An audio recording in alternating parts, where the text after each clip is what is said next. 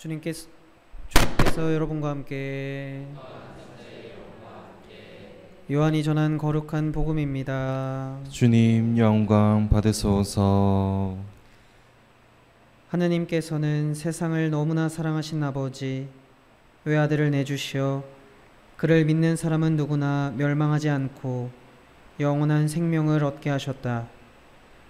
하느님께서 아들을 세상에 보내신 것은 세상을 심판하시려는 것이 아니라 세상이 아들을 통하여 구원을 받게 하시려는 것이다.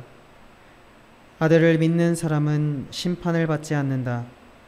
그러나 믿지 않는 자는 이미 심판을 받았다. 하느님의 외아들의 이름을 믿지 않았기 때문이다. 주님의 말씀입니다. 그리스도님 참여합니다. 참 예수님, 참 예수님. 오늘은 삼위일체 대축일입니다. 벌써 이름에서 나오듯이 일치의 말이 나옵니다. 본당 신부가 본당 사목을 하면서 제일 힘든 일이 있다면 바로 분열입니다. 회장단이 분열되고 교우들이 분열되고 신구 교우들이 분열될 때면 머리에 진땀이 납니다. 일단 분열이 되면 아무리 능력 있는 신부라도 아무리 인품이 뛰어난 군자라 해도 이 분열을 막을 길은 없습니다. 그 분열의 극치를 이루는 것이 바로 우리나라 현실 정치입니다. 전라도와 경상도를 분열시키더니 이제는 젊은이와 노인을 분열시키는 정치판으로 들어섰습니다. 또한 대통령은 늘 분열의 한가운데 자리하고 있습니다. 물론 일치를 위한 아픔이라고는 하지만 그러기에는 너무나 많은 사람들이 아파하고 있습니다. 기관장들이 너무나 많이 자살을 하고 기업인들이 자살을 하고 있습니다. 나라 경제는 엉망으로 모두가 힘들어하고 있습니다. 어디에나 진실은 있게 마련인데 나만 진실하고 남들은 진실하지 않다고 고집을 부리는 것이 바로 분열의 시작입니다. 우리 성부와 성자와 성령은 자신을 죽이고 자신의 역할을 충분히 함으로써 일치가 무엇인지를 보여주신 하느님입니다. 집안도 마찬가지입니다. 부부가 서로 일치를 이루지 못하고 갈라져서 싸우면 그 집은 망하는 것입니다. 부족한 점이 조금 있더라도 이해해주고 감싸줌으로써 그 집안은 일치가 이루어지는 것입니다. 우리 예수님은 언제나 아버지 하느님을 들어 높이 올리시고 찬양을 하십니다. 그리고 하느님 아버지도 세례 받을 때도 너는 내 마음에 드는 사랑하는 아들이라고 아들에 대한 애정을 드러내십니다. 그리고 예수님은 언제나 성령님을 들어 높이십니다. 지금은 희미하게 알게 되겠지만 진리의 성령이 오시면 너희들은 나에게 더 이상 물을 것이 없을 것이다 하시며 성령이야말로 진리의 주인이심을 자랑해 주시고 인정해 주셨습니다. 이렇게 성부와 성자와 성령께서는 사랑으로 온전히 하나가 되셨습니다. 특히 예수님은 십자가에 못 박혀 돌아가시기 전날 너무나 괴로워하시면서도 그러나 아버지의 뜻이라면 아버지의 뜻대로 하십시오 라고 기도하시면서 완전한 자기 포기를 하십니다. 간혹 우리들은 일치를 위해서 자기를 포기하지 않는 경우가 많습니다. 사실 분열이 된 공동체의 일치를 이루기 위해서 조정을 하려 들면 절대 자기를 포기하지 않는 모습들을 보게 되는데 참 가슴이 아픕니다. 만약 예수님이 내가 왜 이 고통을 겪어야 합니까 하고 아버지가 십자가를 지십시오 아니면 성령께서 대신 십자가를 지라고 우겨대었다면 삼위일체의 신비는 우리가 깨달을 수 없을 것입니다. 오늘은 삼위일체 대축일입니다. 성부, 성자, 성령 이 세 분이 떨어져 계시지만 오로지 한 체를 이루어 나뉘임이 없다는 신비입니다.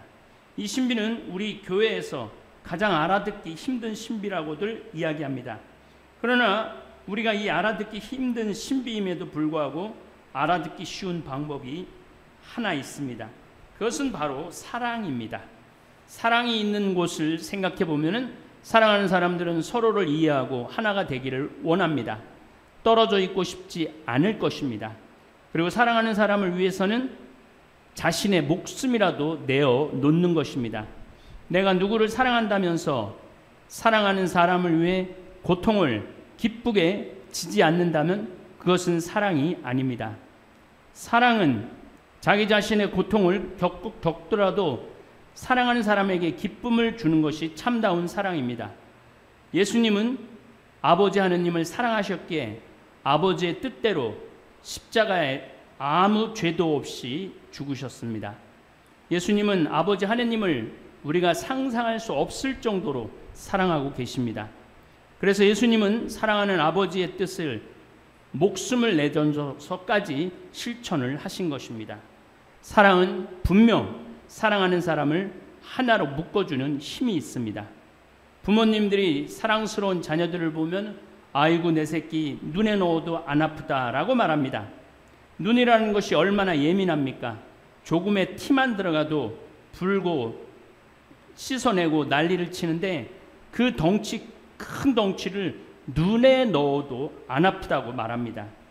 그리고 우리 애기 엄마들을 보면 애기들 발가락을 깨물고 빨고 어쩔 줄을 몰라 합니다. 바로 사랑의 표현입니다. 그리고 그 사랑의 모습은 이 더운 여름에도 길거리에 널려 있습니다. 우리 젊은이들을 좀 보십시오. 그 더운 여름에 혼자 있기도 힘든데 꽉 붙어서 안 떨어지려고 합니다. 그것이 바로 사랑의 모습입니다. 이 사랑의 극치이신 성부와 성자와 성령이 일체를 이루고 있다는 것은 당연한 진리입니다. 우리 삼위일체의 신비를 어렵다고 이야기하기를 거부하기도 하는데 그것은 사랑의 참 본질을 이해하지 못해서 생기는 무지입니다.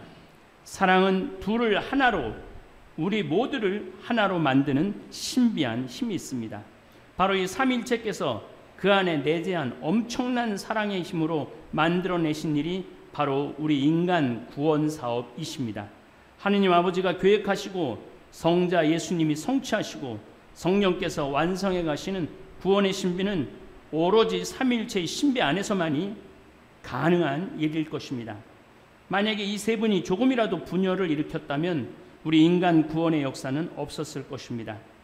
예수님은 이 삼위의 신비를 요한복음에서 나는 아버지 안에 있고 아버지 역시 내 안에 계시다.